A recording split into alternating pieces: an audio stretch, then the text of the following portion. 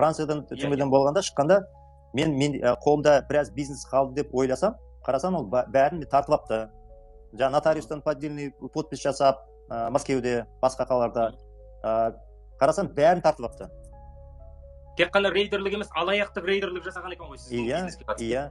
Путинмен келісіп, содан кейін кіммен Украинада Януковичпен келісіп, мен бәрін бизнесті ұрлап алған. Полиция қосып, КГБшниктер бәрі келіп, өзінің компанияларын құрып, сол жерге бәрін тартып алған.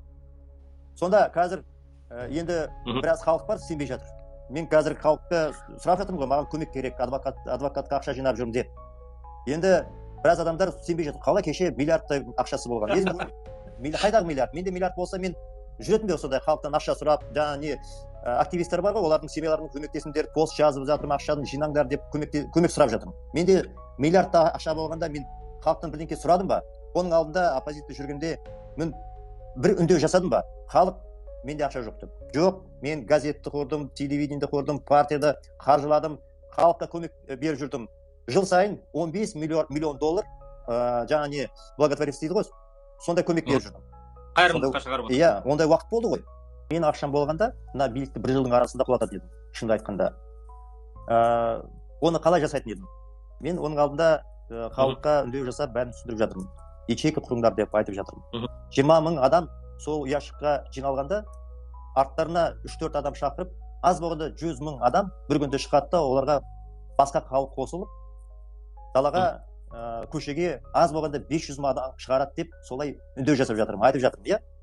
Сол жұмысты жасауға біраз қаржы керек. Европада штаб болу керек. 20 мың адаммен бірге сөйлесу керек қой. Күнде 1 мың адам маған SMS жазса, мен оны оқуға да уақытым болмайды. Көрдіңіз ба? Сол 20 мың адаммен жұмыс жасау керек. Қалай Қазақстанның ішінде жұмыс жасауға болмайды? Оларға қай жерде отыратын, мысалы, офис ашса, квартира ашса, келеді де жауып тастайды, түрмеге отырғызып қояды.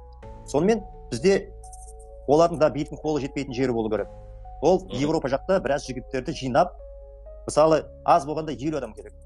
50 адам на интернетте отырып, сол 20 мың адаммен жұмыс жасау керек.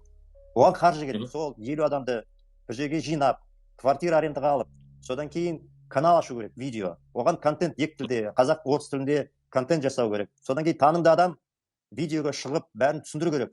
Неге біз халық жиналып, мына билікті құлатуымыз керек? Оны түсіндіру керек. Дұрыс па? Программа жазу керек. Аз болғанда 100 адам на Европада тұру керек. Оларға квартираға тауып, телевизионный канал ашып, болды ғой анда канал К+. Болды ғой. Енді түсінікті, шығын шықпай кірмейді, шығын көп болады бәрі революция жасау үшін. Сонда сіздің сұрағыңызға жауабын айтып жатырмын. Менде қолымда қаржы болғанда, мен революция ешкімнен ақшаны сұрамай жасайтын едім. Қазір жағдай басқа болып жатыр. Келтірмей-ақ баяғыда билікті алатын едім дейсіз ғой. Иә, солай.